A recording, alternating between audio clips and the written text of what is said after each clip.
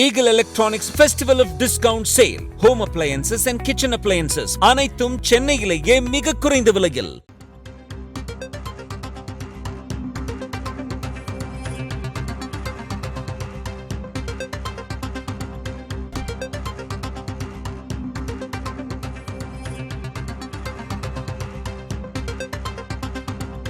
தீபமேற்ற முன்னேற்பாடு செய்யாத அதிகாரிகள் மீது நீதிமன்ற அவமதிப்பு நடவடிக்கை கோரும் வழக்கு இன்று விசாரணைக்கு வந்திருக்கிறது. மதுரை ஆட்சியர் பிரவீன்குமார், காவல் ஆணையர் லோகநாதன், துணை ஆணையர் இனிகோ திவ்யா ஆகியோர் ஆஜராகியிருக்கிறார்கள். அண்மை செய்தியை பார்க்கிறோம்.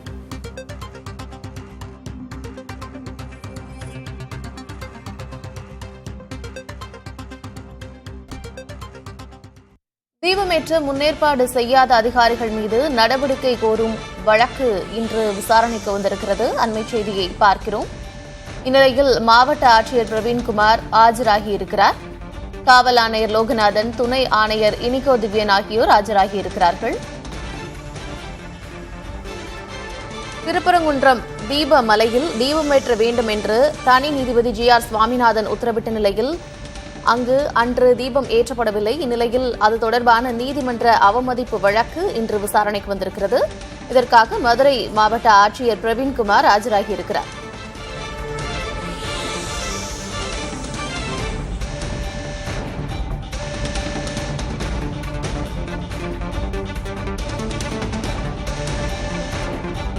மதுரை மாவட்ட ஆட்சியர் தரப்பிலிருந்து விளக்கம் தரப்பட்டு கொண்டு வருகிறது. திருப்பரங்குன்றத்தில் மத கலவரம் ஏற்படும் சூழல் இருந்ததாக தகவல் வந்ததாலேயே 144 தடை உத்தரவு பிறப்பிக்கப்பட்டதாக அவர் தெரிவித்திருக்கிறார். 144 தடை உத்தரவு ஏன் என்று கேள்வி எழுப்பப்பட்ட நிலையில் அதற்கான விளக்கத்தை கொடுத்திருக்கிறார் மதுரை மாவட்ட ஆட்சியர்.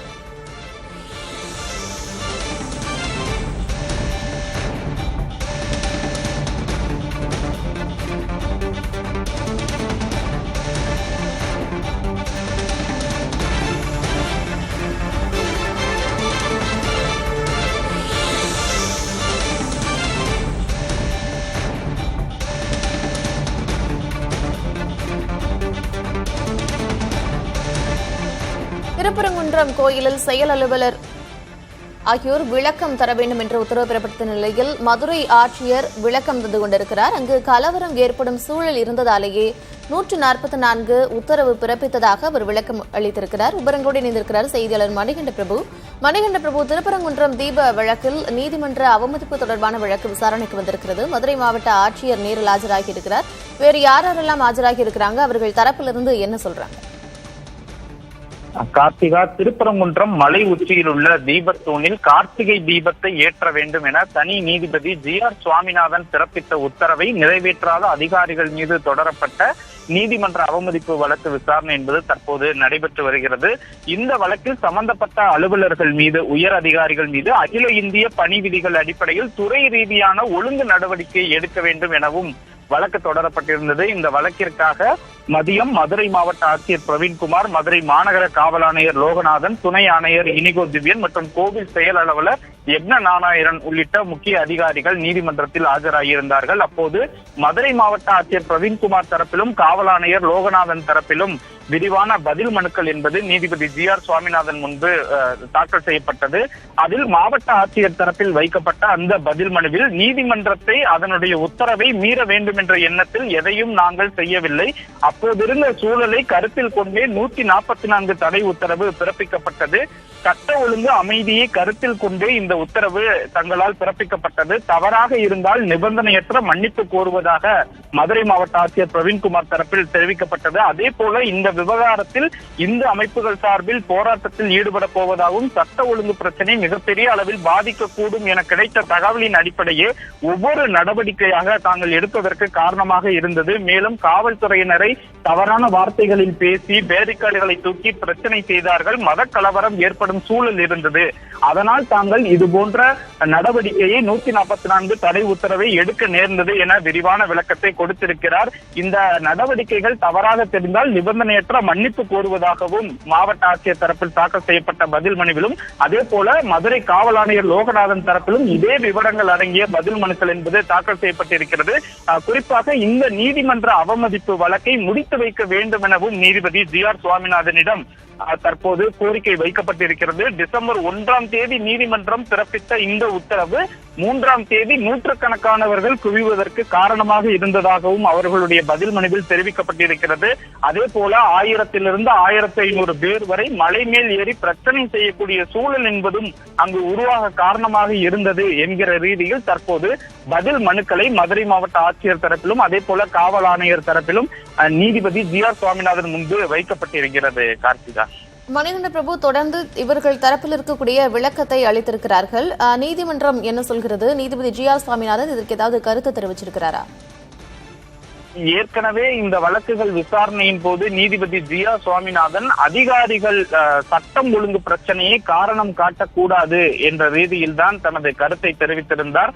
தற்போது மதுரை மாவட்ட ஆட்சியரும் காவல் ஆணையர் லோகநாதனும் சட்டம் ஒழுங்கு பிரச்சனையை காரணம் காட்டி இந்த பதில் மனுக்களை கொடுத்திருக்கிறார்கள். குறிப்பாக இந்த வழக்கை பொறுத்த மட்டில் கடந்த டிசம்பர் மாதத்திலிருந்தே பரபரப்பான வழக்காக இருப்பதால் இந்த வழக்கில் பதில் மனுக்கள் தாக்கல் என்பதுதான் அவர்களுடைய ஒரே வாதமாக இருந்தது. உச்ச நீதிமன்றத்திலும் தாங்கள் வழக்கு தொடர்ந்திருப்பதாக சுட்டிக்காட்டியிருந்தார்கள். ஆனாலும் உச்ச நீதிமன்றத்தில் தற்போது வரை திருப்பரங்குன்றம் வழக்கு என்பது எடுத்துக் கொள்ளப்படவில்லை. இந்த நிலையில் தான் இன்று நிபந்தனையற்ற மன்னிப்பு கோருவதாக மதுரை மாவட்ட ஆட்சியருடைய அந்த பதில் மனு தாக்கலில் தெரிவிக்கப்பட்டிருக்கிறது. இதனையடுத்து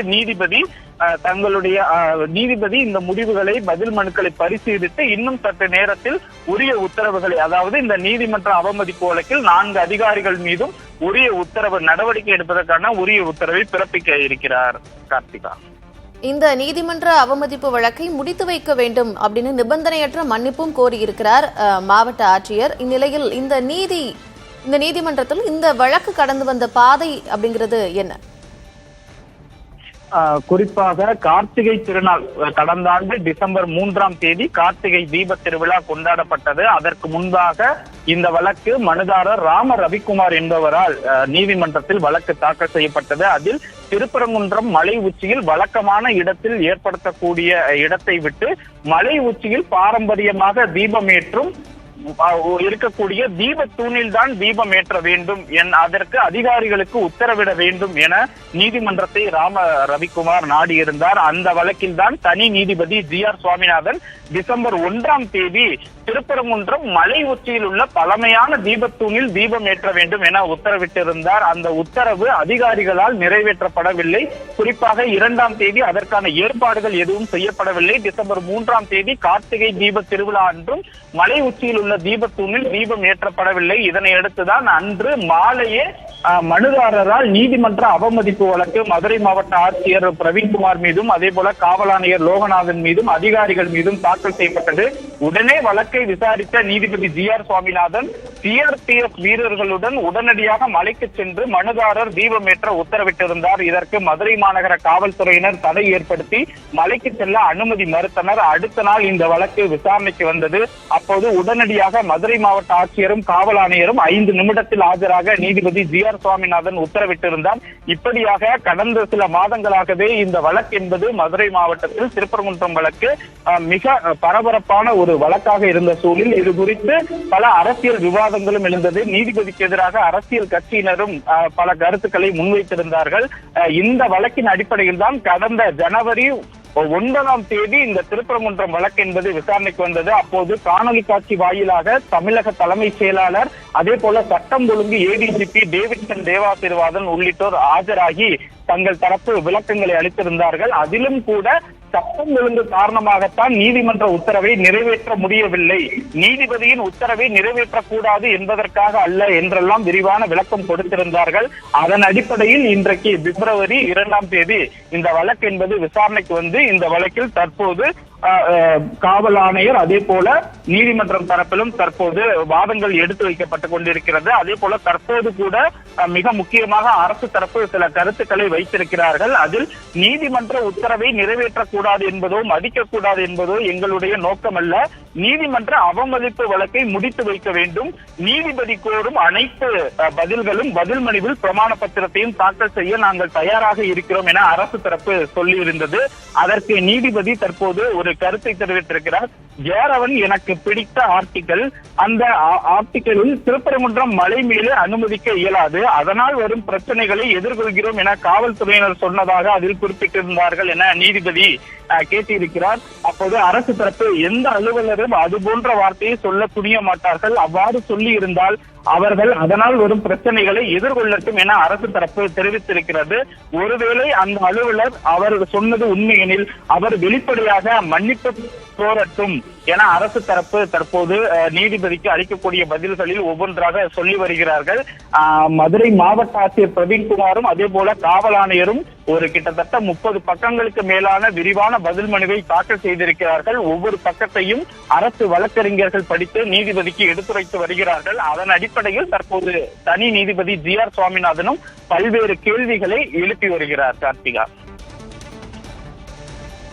நீதிமன்ற அவமதிப்பு வழக்கில் நிபந்தனையற்ற மன்னிப்பு கோரியிருக்கிறது அரசு தரப்பு. விவரங்களை வழங்கியமைக்கு நன்றி Manikandan. Eagle Electronics Festival of Discount Sale, Home Appliances and Kitchen Appliances அனைத்தும் சென்னையிலேயே மிக குறைந்த விலையில்.